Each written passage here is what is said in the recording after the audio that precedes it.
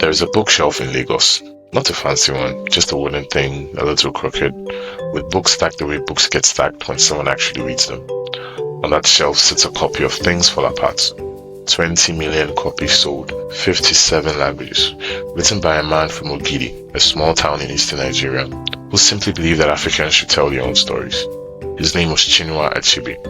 He never won the Nobel Prize in Literature, but Toni Morrison called him irreplaceable. Barack Obama called his work a masterpiece, and every single African writer who came after him stood on his pages. But one Nigerian did win it, Wole Soyinka, in 1986, the first African to win it.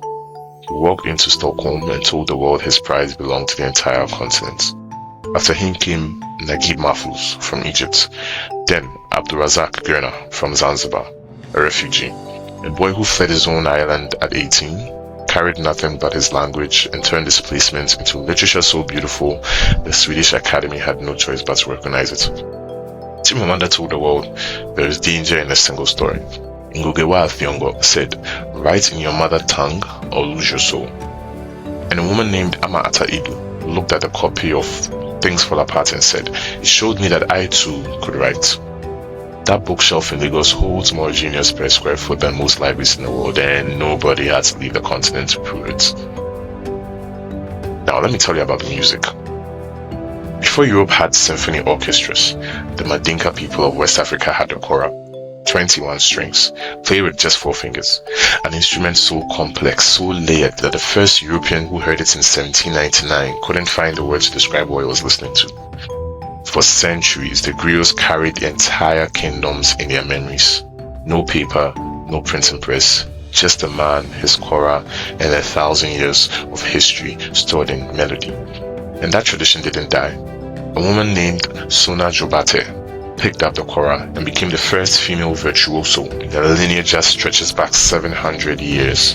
Father to son, for centuries, until her daughter said, my turn. And then there was Fela. Fela Kuti took jazz from America, funk from James Brown, high life from Ghana, Yoruba rhythms from his own backyard, and welded them into something the world had never heard. He called it Afrobeat. Songs that lasted 20 minutes, lyrics that got him arrested over 200 times, and a groove so irresistible that the military government that burned down his house still couldn't stop people from dancing. This January, 29 years after his death, Fela Kuti became the first African to receive a Grammy Lifetime Achievement Award. The first in 2026. Let that sit with you.